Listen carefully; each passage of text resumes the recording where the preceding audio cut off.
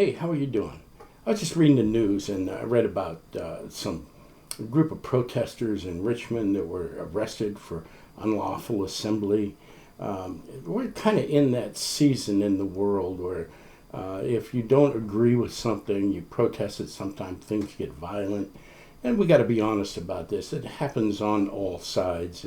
It happens sometimes with people in the church. And we're just kind of in an era where if you don't really agree with what the authorities are doing, what the government says, well, you don't really have to do it. And so the question for this evening that I'd like to explore with you is, do we have that prerogative as Christians? Do we have the prerogative to protest? Do we have the prerogative to get angry over decisions that don't go our way, angry with the other political party, whatever the other political party is, angry with people that don't agree with us, angry when we believe that our rights are being infringed upon? Do we take to the streets?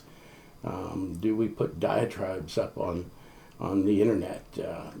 Do we express our indignation at all that's going on? So I'd like to just explore that with you for a few minutes. So relax. I've got a little bit of hot chocolate here for the end of the day. And let's spend a few minutes, when you get a chance, when you get yourself situated, let's turn to the book of 1 Peter. We're going to look at a tough passage in 1 Peter chapter 2, where it says, be subject, starting in verse 13, be subject for the Lord's sake to every human institution.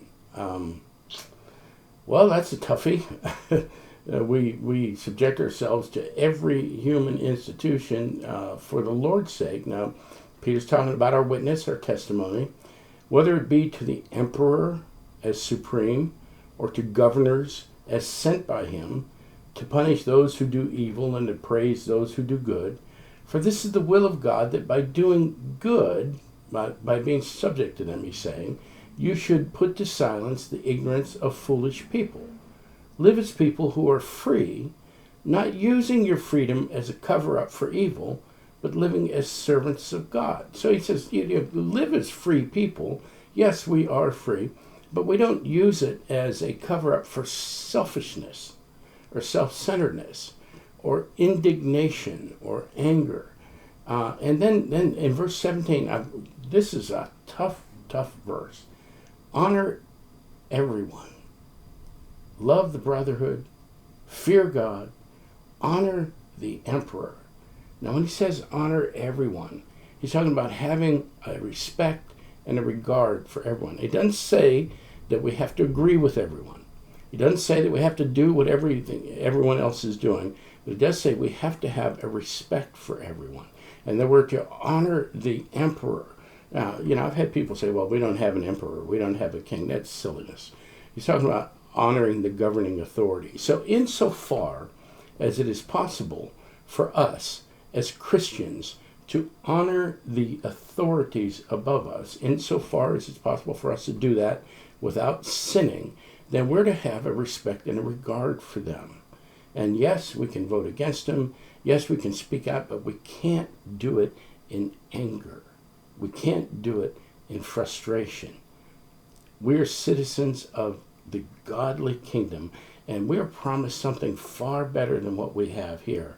And our eyes are to be set upon that. And when we get consumed with our situation here, we lose the eternal perspective.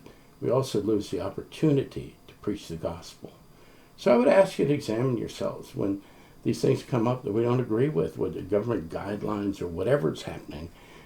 That can we disagree and still have respect for those in charge? Can we disagree and still have respect for people that don't agree with us, that don't see things the same? Can we honor them?